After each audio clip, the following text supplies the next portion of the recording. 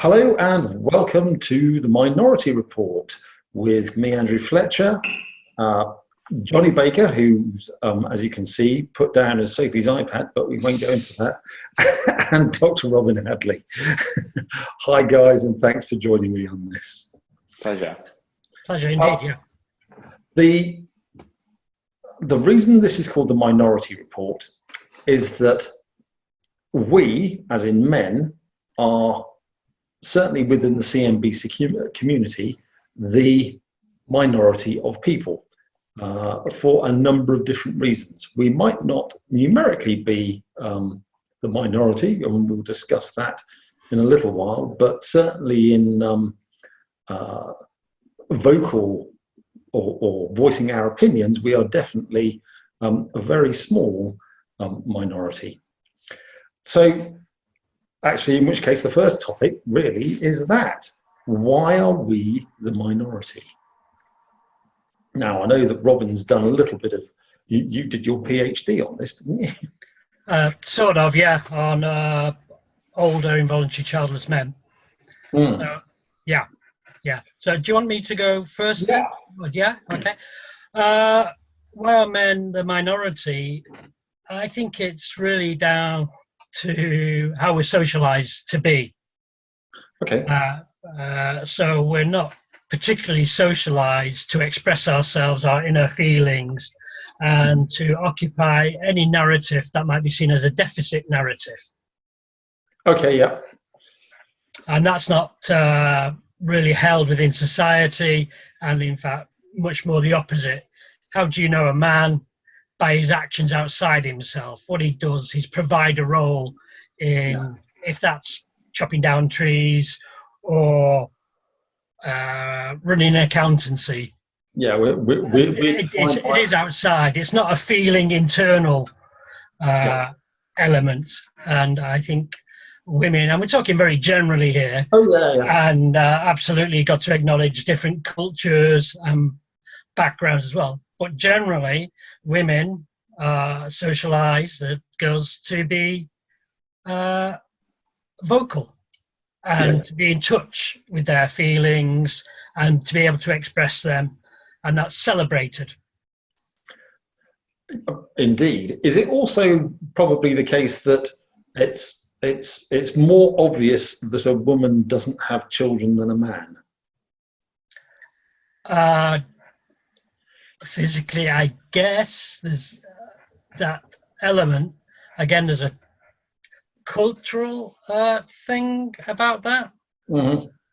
And that changes over time as well, I guess. So there's a sort of new man narrative, new involved father thing that's coming through, although it's not particularly supported by any evidence. So, yeah, I guess there is that. All right, moving on slightly, you've unless Johnny has any input into that little bit. Well, I mean, I was just going to say that, so when we were looking at it, it was 50, 70,000 women are going through IVF. Well, essentially that means the same amount of men are as well. And with a series on Radio 4 we did, I spoke to some men about the support they have and about how vocal they are about it. Sort of, as you say, it might not be something that men openly talk about, but also the lack of groups and support groups there are for men. That there's more coming up now, but it was always a bit of it's a taboo subject to talk about anyway. So let alone for men to talk about it. It's just not as easy to find the groups. Men aren't on things like forums or support groups. They might not go to counselling. And having gone through IVF recently, just in the clinics, there's not that many men there for whatever reason. So I think it is almost something that not is left to the woman to deal with or take on, but it's almost that social angle as well.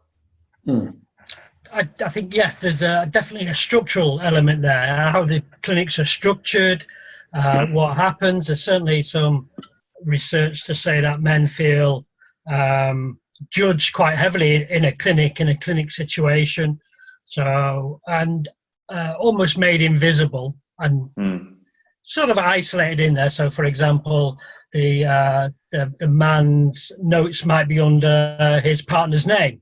Yeah, I've heard about that quite a lot actually, and about the issues that men may face and the woman being addressed. So there is still that, exactly. Yeah. I know Alan Dolan at Warwick has done a research paper on this, on how men feel that they're treated lesser, almost in a situation where you would expect the professionals not to take that attitude and to know better.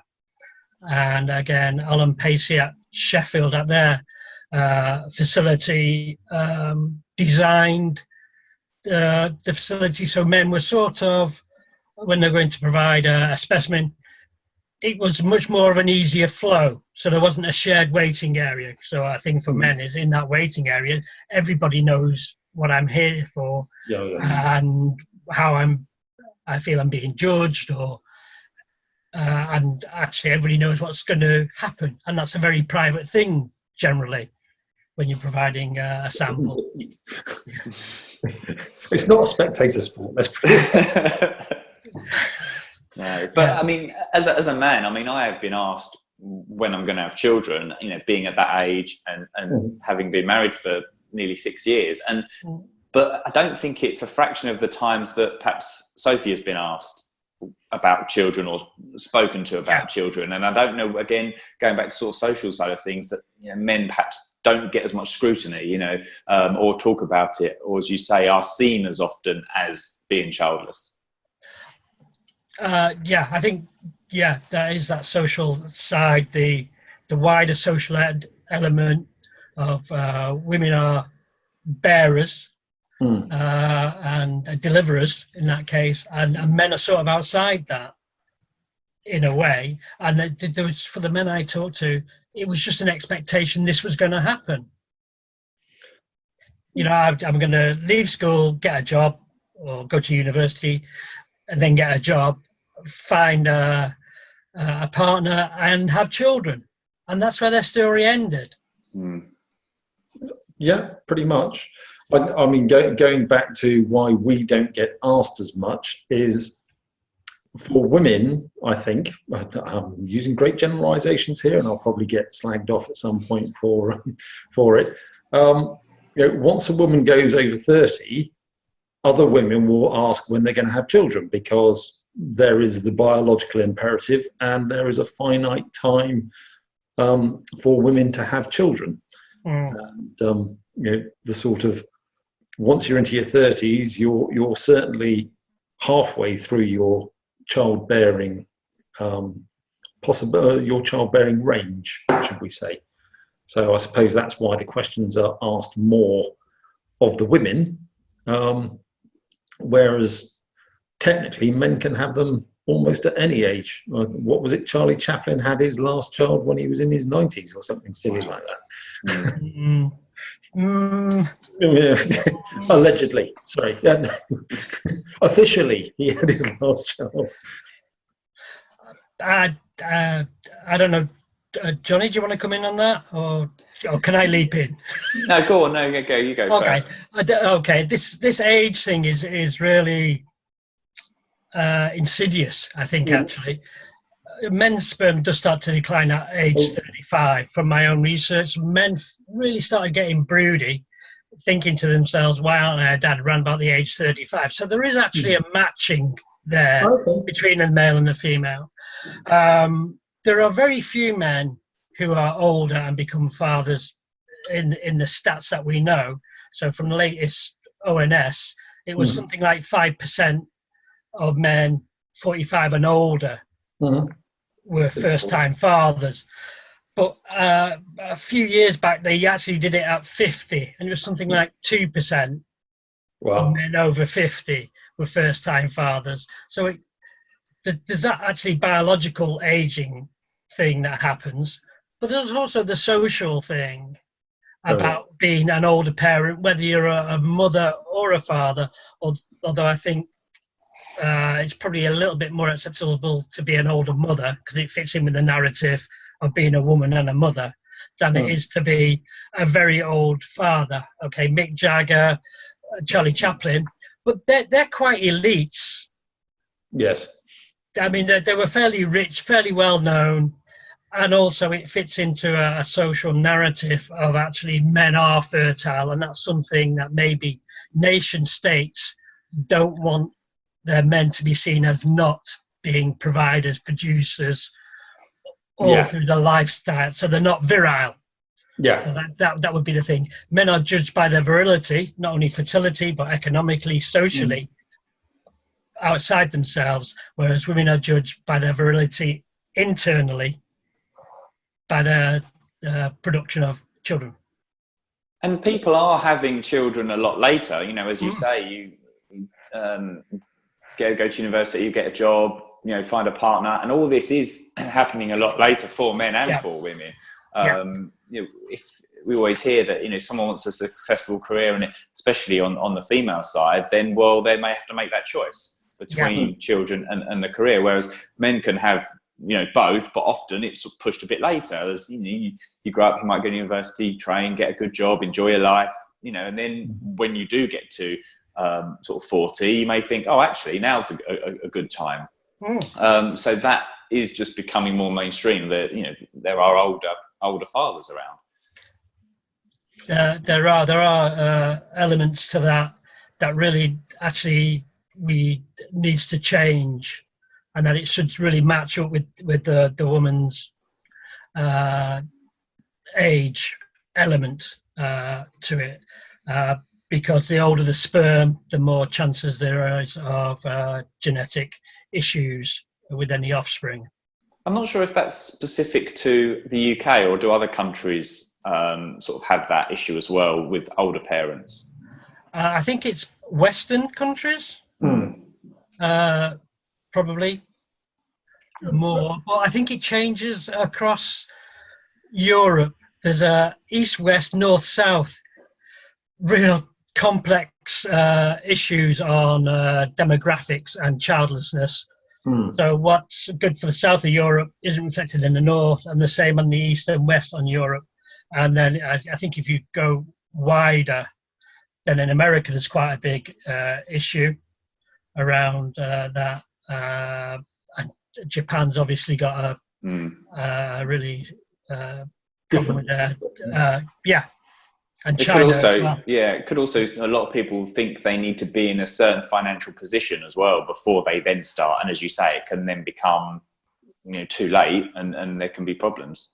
Absolutely. And that's a really great point, and that people don't really appreciate how much economics and being settled and in a secure place is before reproduction. So quite often people say, well, poor people have kids sort of willy-nilly.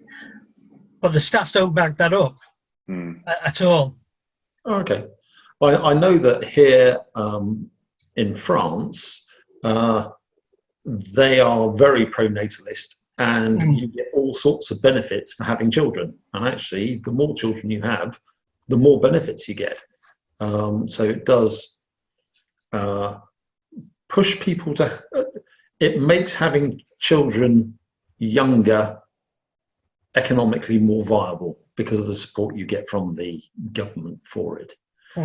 Whereas Britain and America, it's, you know, your money's your money, and if you can afford to have children, you can afford to have children. And if not, but in that regard, and the, you know, having creating a family atmosphere within a sort of a country, it makes it a lot harder for those who don't have children, because the created family atmosphere within villages, within, you know, communities, and if you're not in that boat, then it actually is really difficult. Yes, we. No, go on. Rob, no, I was just nodding. Yes, I mean we on the magazine we've had some comments from French subscribers about the fact that actually it is very difficult to be childless not by choice in France, because of their pronatalist approach and the fact that children are everywhere. Having said that, generally speaking, the children are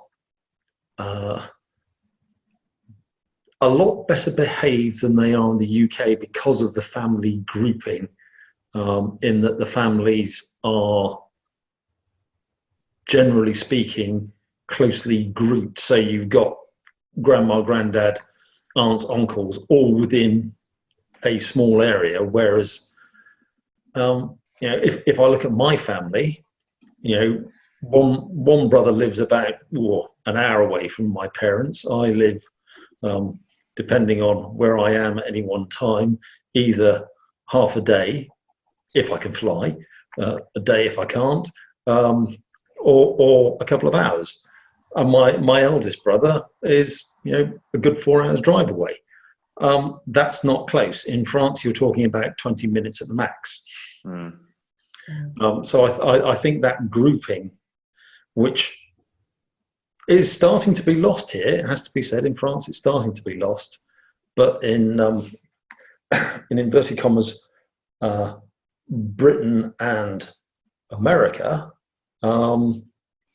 people live literally thousands of miles apart in America, or hundreds of miles apart in the UK, primarily for economic reasons. That's where the jobs are. Mm. Yeah. You touched on it a little bit earlier, the lack of research into yeah.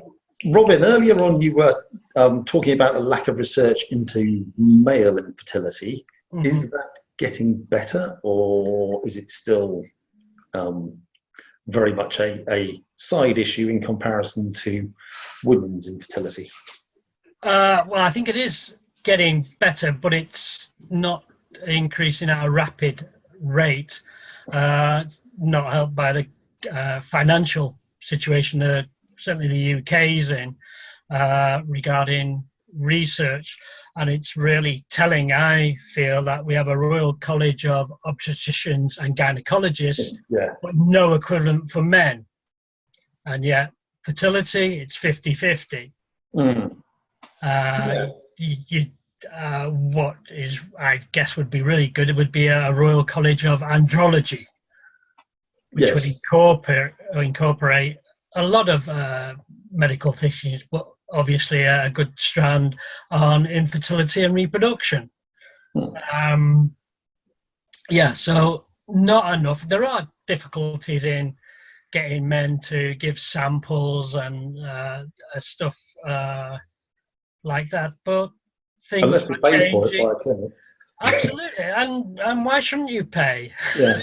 Actually. But there was a really interesting book by a woman in America called Cynthia Daniels. Mm-hmm. And she had a real good look at the American system of research, and she pointed out that there was researchers who put in for looking at women's reproductive effects of women's reproductive systems of working in a particular industry, mm-hmm. and that went through, and they put in for one on men, and that didn't go through. Really? Yeah. And the author said it's because they're not really interested in men. Yeah, probably. And I think possibly this is that, well, there's loads of men, they've got loads of sperm, so why do we need to bother? Whereas women's eggs, they're born with their eggs, and that's it. Yeah. Yes, and they deteriorate at weird and wonderful rates as well. Yeah. As I'm assuming our sperm does. As we age, things don't work as they did when they were in the prime. And also, I'm assuming that also depends on what you used to do when you were younger. Well, the other thing about sperm is obviously it's in constant production. So actually, your day-to-day environment really influences your sperm quality. I think that's coming through more and more. The knowledge on that is coming through more and more, and that's really quite recent. That's past few years that sort of hit the mainstream. That could explain a lot. Yes. Yeah, yeah. Smoking, drinking, anything bad for you. The eggs are sort of protected until they're on the move as such. I'm trying to avoid using a medical term that I'm not sure of. Yeah. So I'm going to talk very briefly because I'm not a medic. So No. I'm afraid that's why it's all a bit vague. There's been a lot more, as you say, come out about health relating to quality of sperm, and the sort of the groups I've been on and the people I've spoken to, and a lot of people will ask, what can I do to make things better? And going away from the fad tablets and diets is like, be healthy, eat this, don't drink too much, don't smoke, and it, as you say, it's becoming a lot more knowledgeable. But just going back to what we're talking about, women's fertility health, when we, in the early days when we started treatment, it was the narrative was, oh, if it's a male problem, that's a lot easier to fix, or it's a lower hurdle to try and get over than if it's a female one. It was sort of perceived as you say, oh, you've got lots of sperm, we'll find some and it'll be okay. And although that can be true for some cases, there is a lot of men out there who are having lots of trouble, and there's not the research gone into it or the knowledge of what they can do. I mean, it's getting better, but like female fertile health, there's a long way to go. There's just not the it's not geared towards the man, as you said. Perhaps not often such a big problem, or not thought of. Yeah. And that can be quite difficult when you get to a stage not having been thought of, that it might be then, oh, actually now the problem is that, on the male side, we now need to look at it. But you might have gone through such a journey that you perhaps can't now tackle that hurdle. And as you say, the research into it is not really there, and it could be easier than it is. If it is perceived to be an easier hurdle to get over, then a little bit more research and knowledge and people talking about what they can and can't do could actually make that a lot easier. And hopefully that will come out, and that sort of is linked to more men talking about it, more people talking about it, and comparing it. It was only recently when I joined a Facebook group which is totally geared towards men's fertile health, and men are talking about it, and it's not just about physical, it's about mental as well, which is really important. And a lot of men saying, I'm in this position, I don't know what to do, or this is where we are and I'm struggling, and there isn't enough of that. And a lot of people are now speaking about it and trying to persuade men to talk. And that doesn't have to be about fertile health, that can be about mental health in general. But that narrative of just talk, let's talk, open up, tell people, because there will be other people in the same boat, is really important, and that's nice to see.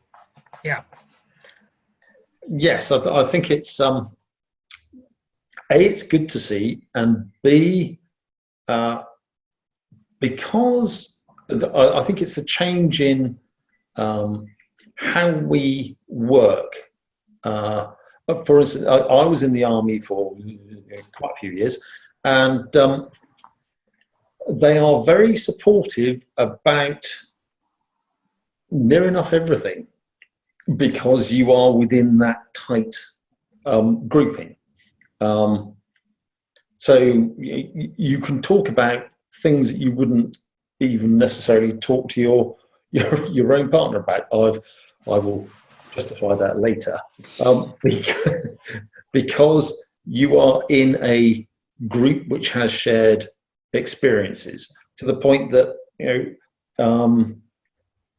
1987, the year I got married the first time, I spent 28 weeks on exercise. So, living, working, digging holes, living in tents, etc. 28 weeks of it, which is over half a year. And that's 24 hours a day with your troops. And that's actually, by definition, longer than we spent with our other halves. So you actually, you spend more time with them than you do with your loved ones. So you almost know each other better than your other halves. So you can talk about more things, and you won't be judged because they'll go, well, we understand that. Yeah, and that being judged is very important, because you say when you're talking to people who are in the same situation or a similar situation that they can relate to, you don't feel judged, therefore you're more likely to open up. But also you'll know there'll be some compassion there, because they would have been through a similar thing and they will understand exactly where you're coming from. Whereas telling someone, talking to someone who hasn't been through it, you're never quite sure how much they can understand it and relate to it. So although there might be the compassion, you're like, well, you don't really grasp it because you haven't been there. So as you say, talking to people who are in the same boat or in a similar group is really important, because it really does help. Yeah, that shared experience or similar experience, it sort of means you don't have to explain things. You can use a term and there's an understanding straight away. Yeah. But going back to my army time, I mean, for instance, I knew two guys who were infertile for different reasons. One was medically infertile, and he found that out when somebody tried to claim CSA off him. A physical impossibility. And another guy was the police came and tried to charge him with rape, but he had an accident on a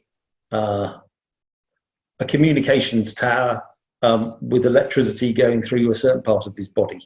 So that was a physical impossibility as well. But we could laugh about those things because we were in the military. I think the problem nowadays is that people don't do those sorts of jobs. We're so diverse.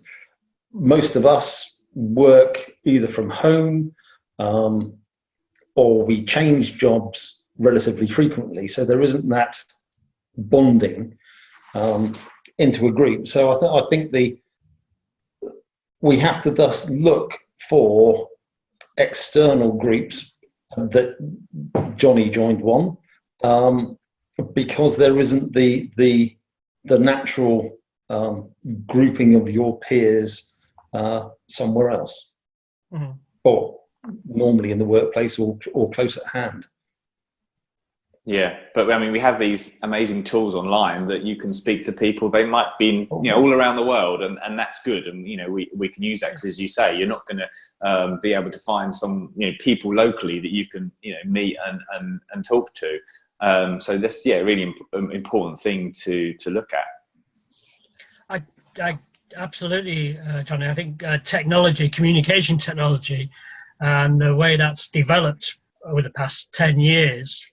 Is really good in bringing groups together and having shared experience, and that to be safe in the Facebook group, which I assume is a closed group. Yeah. And that can be important, that you have a shared experience, but to get into that group, you have to have that experience. Yeah, you do, and you haven't got the worry or the fear that you're going to be judged or your point is going to be disregarded. And it's not always, what's nice is it's not always, I've got this problem, what have people done to make it better? But when people are going through treatment and they're having a really bad day and they're struggling, not just with themselves, but with their wife or their partner, they don't know what to do. They don't know what to do for the best. And the comments in the group are so supportive, and it's almost a way for the men to get together and support each other, but sometimes joke and make people feel better in a bad situation. And it's really good to see, because you don't know what to do. Even if you've been through it several times, you still don't know. Things can change, and it's that pat on your back sometimes, and some people saying, whether it be online or not, is that everything will be all right. You'll get through this. It's hard. We all know that. Rather than just someone say, "Oh, just get over it," or it'll be all right in the end. Yeah. It's like a release valve that's there, and that's really important. I think I was going to say something, but the words have gone from my head. But like you said, Andrew, it's finding people who you can talk to that you wouldn't talk to your partner about, because you don't want to approach it at that time or upset them, or they're going through enough at their time, and you just need to. Sometimes you need to offload steam. You need to just let it go. And there was a guy on there who just had this big rant about everything, and then at the end said, "Right, rant over, thanks guys," because he just needed an outlet, and that helped him. Yeah. And that was what I was going to say. Luckily, you did it a lot better than I did. So that's great. Yes, there's an opportunity that even in a relationship, a very close, intimate relationship, there's areas of your life that you don't want to share, or you feel difficult to share, or it's not appropriate to share or act in a particular time. And at stressful times, that can be triply so. And so to have a facility to actually say, I just want to unload here. I don't want anybody to come back or advise me, but I need to get it out so I don't do it in an inappropriate way. Yeah.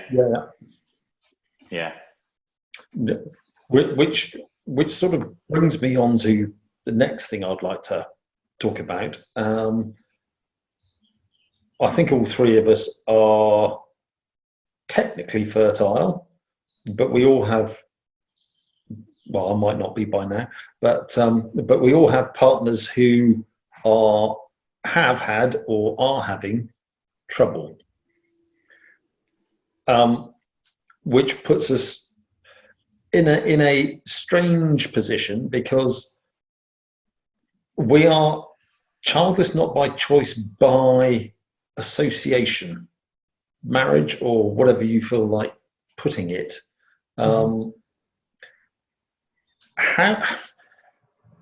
How do we support our other halves, and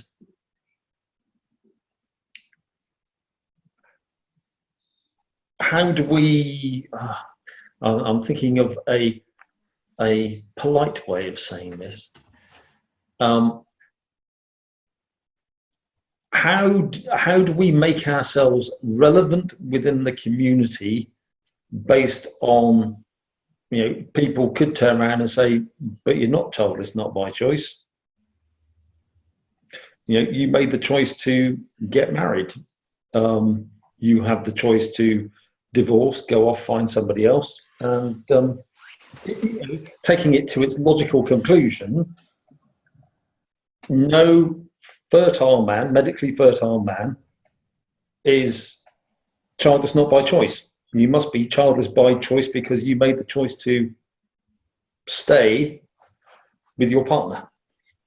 I think this might be one of the reasons why I think it's something like 1 in 3 couples going through fertility problems end in breakup, because there's a disparity in what they're both in it for. I mean, for my personal situation, I've always wanted kids, and when I met the right person, when I married Sophie, I didn't marry her to have kids. And I think a lot of people, as you said, Robin, they'll go through their life, get married, have children. This is the process that we go through. But actually, when you look back and see why you married that person, for me, it wasn't just to have children. And I think when you're going through the childless journey at whatever stage it is, it's easy to get carried away with, we don't have kids, this is the most important thing. But actually, we've definitely reassessed and gone, well, why are we together? We're together first, and then we want children, rather than we want children and that's why we're together. Because as you say, when something like this comes up, it can break couples who aren't on the same page. Or, and Sophie said to me many times, oh, you could have children with someone else. I'm like, that's not what I want. I'd rather have you first and then the children, because, and that's, yes, that is my choice. And if someone said, you don't have the choice, then, it's your choice and you've made it, I'll go, yeah, okay, I have. And we're in it together. This isn't a me and her, this is us. And that's how we tackle going forward. And you know, Andrew, in your situation with Nikki, you tackle every day together, and every time things are tough, and you have to be on that same, let's just say, same road, otherwise you wouldn't be together. Yeah, I mean, there was something I heard quite a few years ago now about men, and this women and children first. And men would, if there was a fire in the house, a man would probably save his wife first and his children afterwards. Because, okay, looking at it from a normal perspective, so long as your wife is of childbearing age, you can still have more children. Whereas you can't have, it's not as easy to find your wife again. So that was just a sort of, it was anecdotal, but I thought it was a good way of looking at life, that the man marries a wife, he doesn't marry the children. Yeah, and often, well, in certain circumstances, the children come after the wife, and that's, as you say, the choice that's made. It's definitely is something that pushes relationships. So whatever stage you're in, as you say, if you're at the start of going through treatment, or you're retired and you're waiting for people to tell you they're grandparents, it's always something you're going to have to tackle together, and the strain on that is incredible. It really is. Mm-hmm. Absolutely. In my case, my wife's older than me, and when we got together, I was in my sort of mid to late 30s, and I was desperate to be a dad at that point. And we lived quite a distance away from each other. And one evening we're having a chat, and I was a bit miserable because I was decorating and wallpapering. I'm useless at it. Mm-hmm. And also one of my friends, his partner had a baby, so I was really quite jealous as well. And she asked me what was wrong, and I said these things, and she went, "Well, Luke, if you want to become a dad, then it's not with me."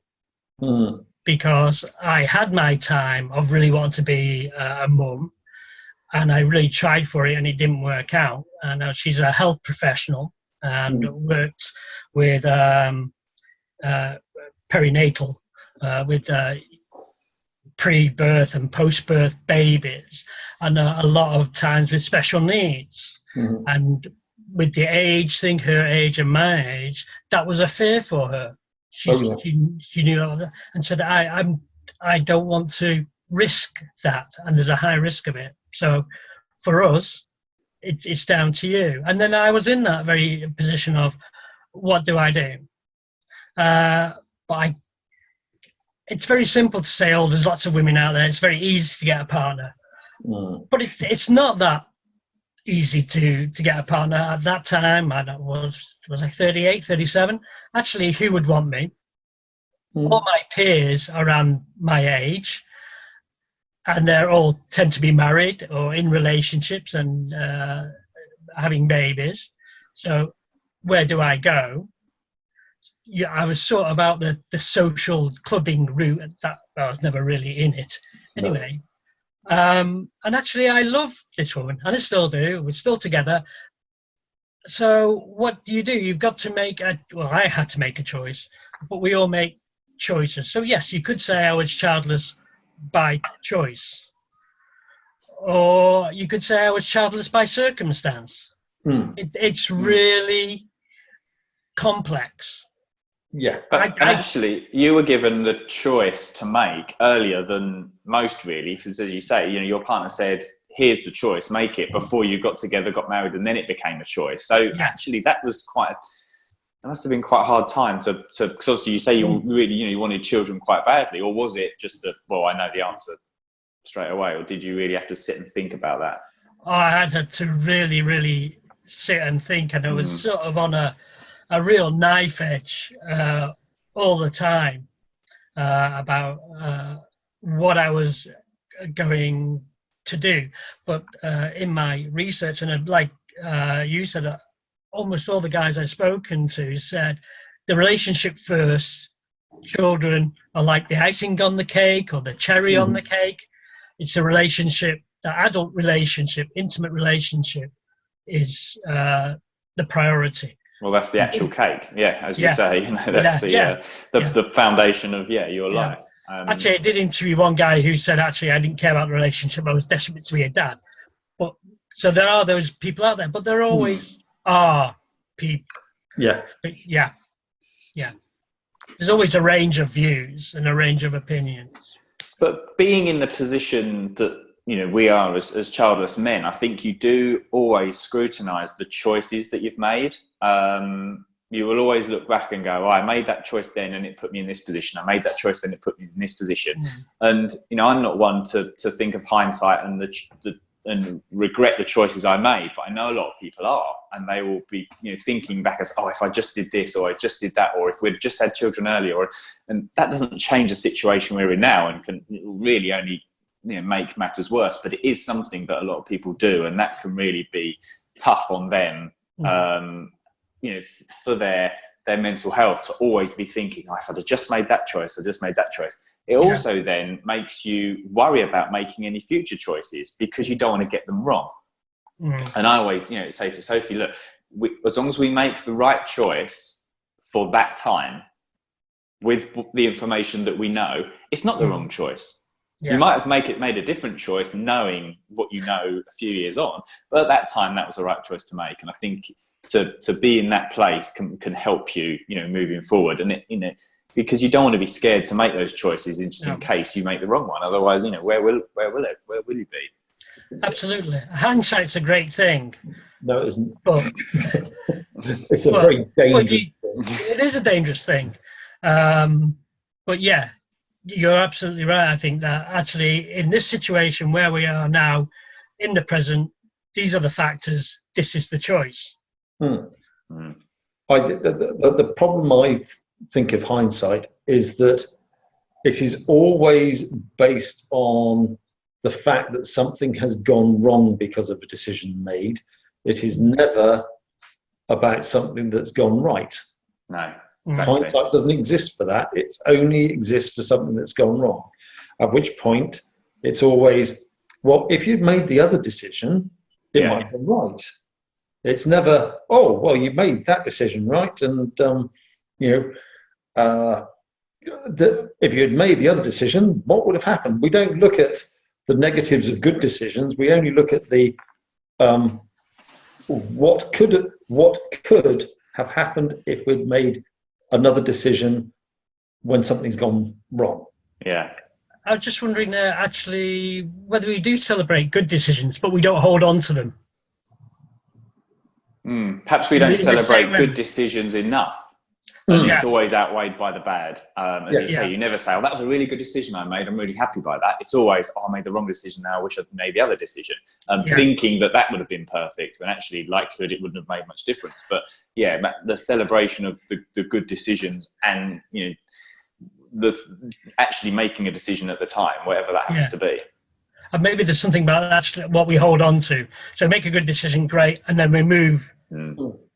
And that maybe there's something about making a bad decision that keeps dragging us back, or we hold on to it for whatever reason. And perhaps one of those internal conversations could be, actually, where's this getting me? Yeah. Looking at this in this term, I made that decision, and as Johnny brilliantly said, at that time it was the right decision. We just go. Can I just read you a poem that I wrote? Sorry, because it's about men, like the Titanic, women and children first. Okay. And it's, I'm sorry about this because there won't be any more, honestly. No, it's okay. Okay, so I'm going my poet voice now. There's something missing. A conversation ended before it began. Motes of coulda, woulda, shoulda, dada. The latent maelstrom of the non-man. There's something missing, holding a life-wide gap. Breathing wallpaper, I am whole and incomplete. There's something missing, first to be left behind, first to be sent in. This line is not complete. Yeah. Very nice. Okay. Right, let's move on because I'm terribly embarrassed about that. No, don't worry. I haven't reached for Nikki's poetry books yet. So there's time. But just talking about decision making and sort of the importance of talking to people and being in groups. What it does allow you to see is people who have made perhaps the other decision, or are in the same boat as you. And as you say, it's that. Oh, I found someone else who has made the same decision of me, and it also hasn't gone right. So I'm not necessarily always in the wrong with my decisions, and you only get that by talking to other people in the same boat and having these discussions. And actually, it's the knowledge and the information that you might have from other people that might make you make a decision in the future. And as I said, that being the right decision at that time. And yeah, it's important to sort of, perhaps we would have made different decisions if we know what we know now, but at the time we didn't. But by informing other people of certain processes, how things work, how you feel, what other options are available, that gives you more information to make that informed decision. And I think that's why it's so important for men, especially, to just keep chatting. Sophie was on, I think, probably 6 forums at one point, and there was no male forums. No. So the fact it's not available didn't help, but if it becomes available, definitely, take as much information from it, as you can. It's not forcing people to go on there every day and write a comment, but just reading people's comments and the information that goes in these groups and forums for men. It's just important. It's really helpful to have. Yeah, I absolutely agree. I think there's quite a lot of research around medical forums, and what tends to happen is men join them for whatever issue, particularly if they're anonymous on them, stick around, and they go for information generally, not for sharing or anything like that. But if that happens, then it happens. But once the situation's resolved or not resolved, they tend to move on. So they go onto the forum, use it, stick around, and then move on. Whereas I think for a lot of women, they stick around and will passing knowledge on. And I think that's just something about, again, how we're socialized. And when it comes to setting up a forum, then I think if it's about a male issue, you've just got to factor in that not a lot of men will actually stick around for a long, long time. And that'll be a higher churn than equivalent ones for women. And that's where I think sometimes, women who run forums will say, well, why aren't the men coming on? Because I get men coming, but it's only for women. Why don't men set up a forum? Well, I think if they do, they just might not have the click rate constantly for that area. And I don't know whether it's how we are built, but there's just less. Men talk less. They open up less. They're less likely to do that. They're rather.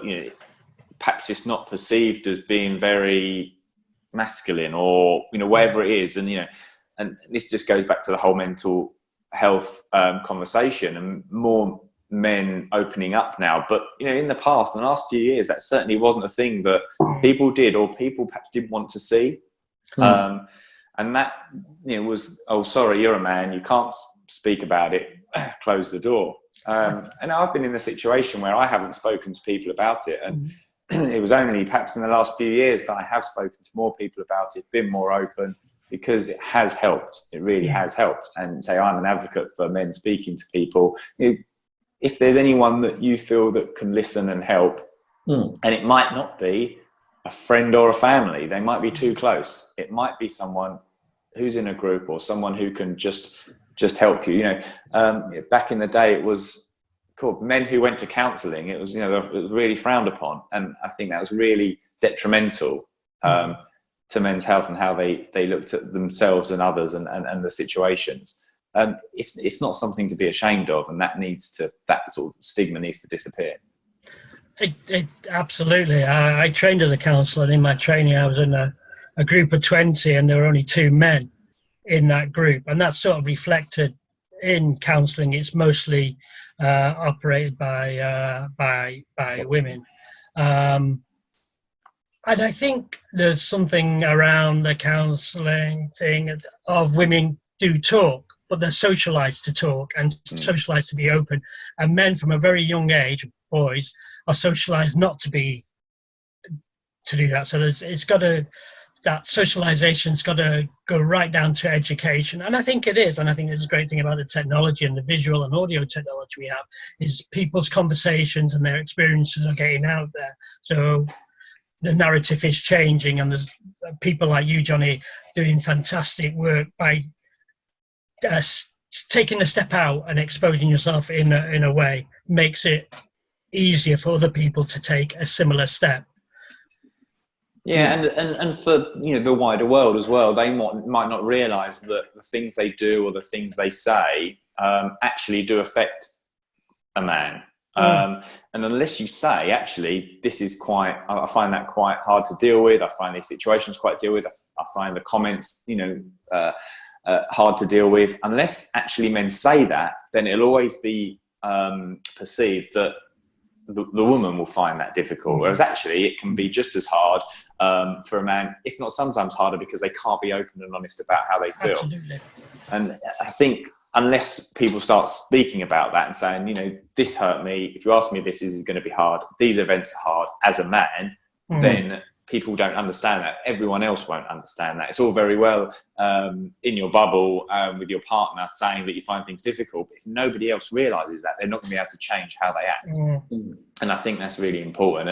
And that's coming forward as the more people talk about it, like us talk about it, things on the radio, things in papers and magazines. This is really important, just that people understand how men are feeling so that they can approach them in perhaps a more sensitive way. Or not feel that their actions should be a problem, because they would understand them more and understand where they're coming from. So yeah, this is what we all do is really important to try and get that message across. It's really interesting from the counselling point of view, how men how long they stay in counselling compared to how long women stay in, and quite often they end quite quickly. Part of that is counselling is on face-to-face, very much keys into women's skills that they've been brought with and doesn't key into what men do. But there is some evidence that actually if you use your counselling for art, for writing, for action-oriented way of working through things, then that really helps men. That actually the action helps them actually speak as well. So there's a thing of, for women, you work from the outside, from the inside out. So what are your feelings? What can we do about that? And for men, you work from the outside in. So men going on to any sort of medical issue site are looking for answers and looking for what to do and what happens. Yeah. And you do that, and then it all works way into the feeling. But I'm a strong believer in that men are sort of socialized to have a concrete block from the neck down, and they keep in all that churning energy inside. And one thing about doing an action is it sort of bypasses down your arms or into your head, and then you can get the narrative coming back at you and then out, rather than men maybe see themselves as a rock, but a volcano might be a better way of seeing it. It looks solid on the outside, but inside there's a mass of churning emotions that have been kept down for a long time generally. And it's one of the reasons why male suicide rates are so much higher than that of women, because there's a volcano going on in there, and there's no accepted outlet for it.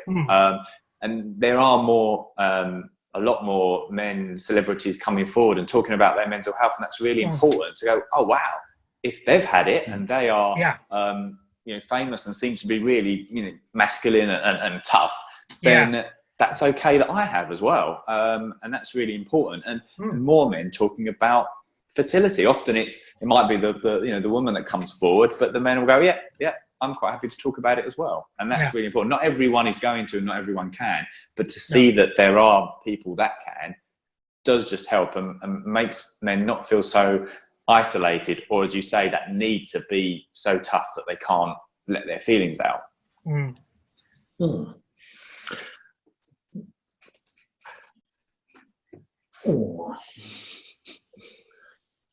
Thinking about going back to your, we get hurt by insensitive comments as men. Do you think they are any different from the insensitive comments which hurt the female side of the community? Because obviously they are slightly more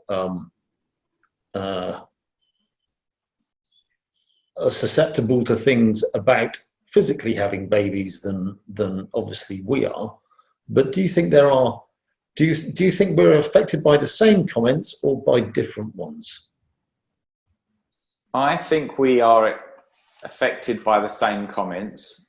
I think we are also affected by our partners getting upset by the comments. Yeah. I think, and I think both really. We do get affected by the comments, perhaps again not so openly, or not so vocally, or not so emotionally, but definitely affected by them, and the effect that we see our partners and how upset they get by the comments. And I think it goes a lot deeper than just comments. Comments can sometimes be easier to fend off, or a quick reply, or and then it's sort of done. Have you not had children yet? We've been trying for 6 years and we're struggling. Well, there you go. That's the comment is almost finished. Then it can be the sort of the actions, the expectations that can be harder and longer in the sense of how persistent they can be. We as childless men don't know what's going to affect us at what time. Sometimes you can buff things off and that's okay. I can cope with that today. But others can be really, really tough to deal with. And like we've spoken about before, is the sort of trigger points of, I'm having a really hard day today, but nobody else is going to realize that.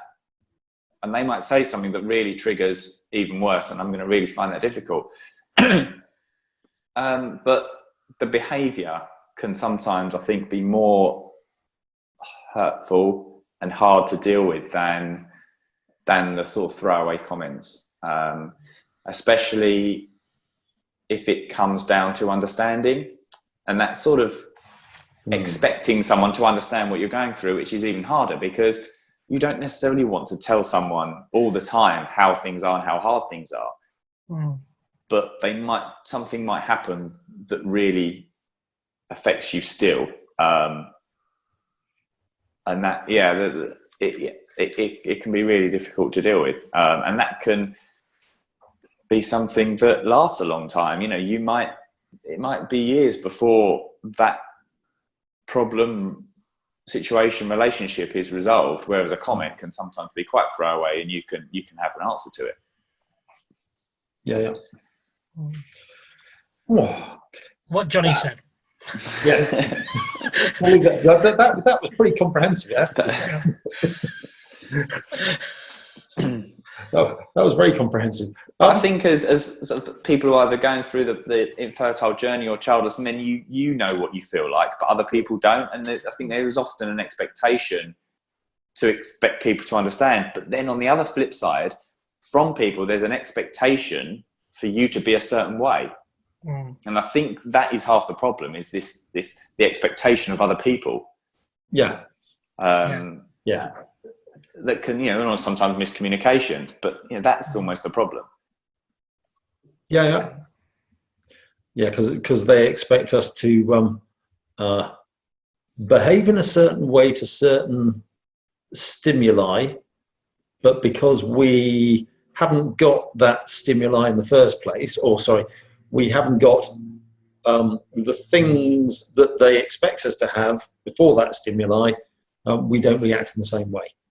Yeah, and I think personally, I think I've been quite fortunate, and in a sense, to be able to, when Sophie and I were doing the Radio 4 series, to be able to say things that I perhaps cowardly wouldn't say directly to close friends and family, but I'd be able to say it in a report for the radio because, you know, it's not as direct.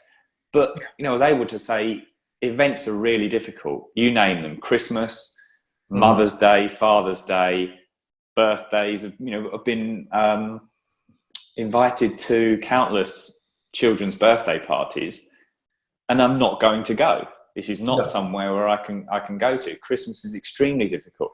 Mother's Day is extremely difficult for Sophie, and then I feel that.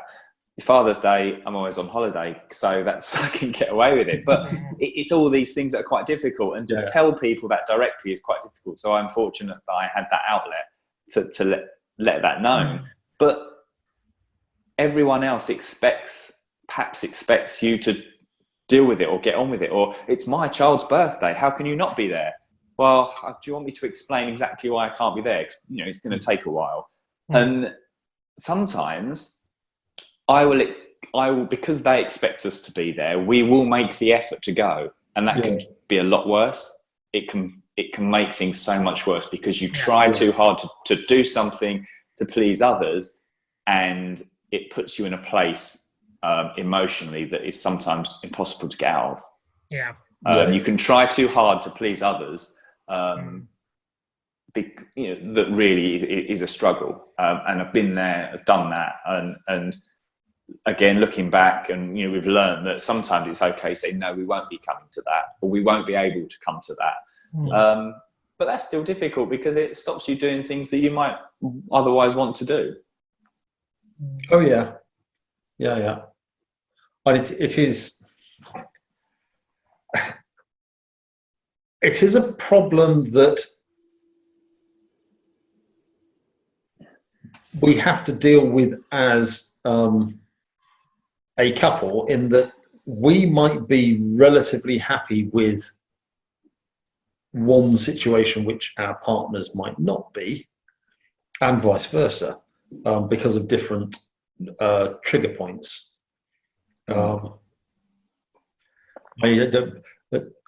Nikki knows enough about me now, not everything, but enough, that she doesn't necessarily ask questions at certain times of the year, because although things happened a long time ago, and I'm not consciously thinking about them or acknowledging them, obviously somewhere in the subconscious something's going on, and Nikki, if I'm being a little bit off, Nikki will check the date to see if it's one of those times that she can let things slip, or whether she needs to slap me around the head and tell me to butt my ideas up. So and equally for her, you know, there's certain times that you sit there and go, why are you being a pain in the backside? But don't ask her that. Check the diary. But we can know that about our partners, and they can know that about us, but other people can't. No. And well, you know, perhaps they can, but I don't know, perhaps we expect them to, but they often don't. And it's those times which can be most trying, because even if you were being a bit off and Nikki did say something, you could at least say, oh, it's because of this. And she was, oh, so sorry, you know, I'm okay, sorry, I missed that. But with other people, you can't. There's not that sort of open link or perhaps closeness in a relationship where that can happen. No, at which point you can be very blunt and upset people by explaining in words of one syllable. And that that can be very difficult. I enjoy doing that every so often. It's good. Well, it gives you an excuse sometimes to lose it. Yeah, exactly. You know, you've got an excuse for for having a bit of a bad day. Yeah. As long as it's not too often, I suppose. No, only about 1, 2, 3, 4, 5. That'll do. About 5-ish. Yeah.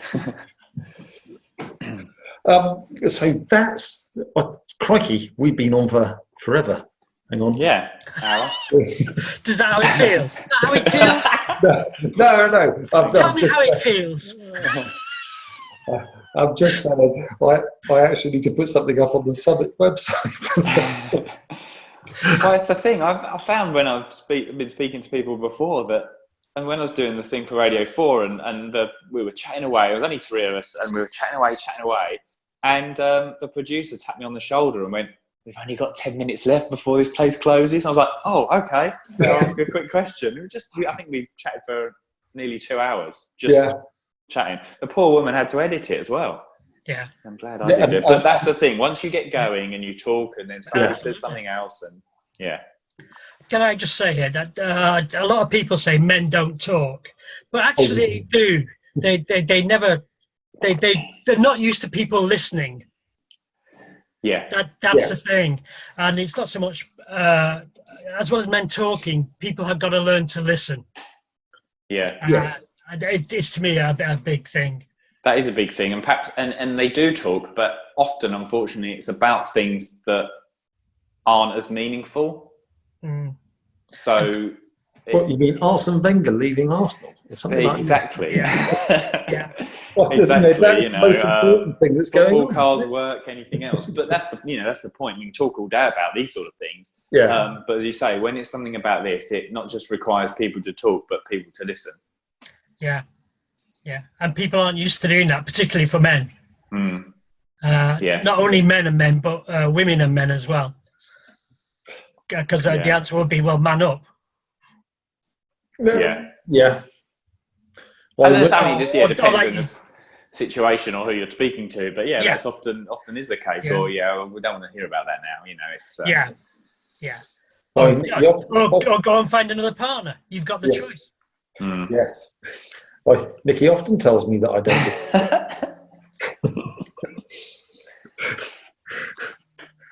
Well, I do. I might be doing something else at the time and not. I think, having had the experience of 3 wives, the general theme is that they get upset if you don't answer something if you don't reply to something that they're saying, even if it happened, in your opinion, to be rhetorical. That you need to reply so that they know that you're listening to what they're saying. Yeah. Rather than just assume you're listening. Yeah. Yes. Yeah. They need positive confirmation at all times that you are actually listening to what they're saying. And engaged. Indeed. Anyway, right, that's the blokey bit over, isn't it? You're around, I think. Absolutely. Actually, no, I haven't got the ability at the moment just to spin the camera and show you the vines because, now that all the trees are in leaf, you don't get the view of the vines anymore because there's too many trees in the way, or too much leaf in the way, should we say? Yes. Anyway, thank you very much. And hopefully to everybody that will listen to this, this has been useful and informative to both the female and the male sides of the childless not by choice community. I know it's very British. I apologise to our colonial cousins the other side of the water and in both directions. However, next time I hope that we will be able to get some of you to put your viewpoints to us as well, which will help a lot more. Anyway, thank you very much, Johnny and Robin. Thank you very much for joining me. And we will, well, I will speak to you two again at some point in the very near future. Thank you. Thank you.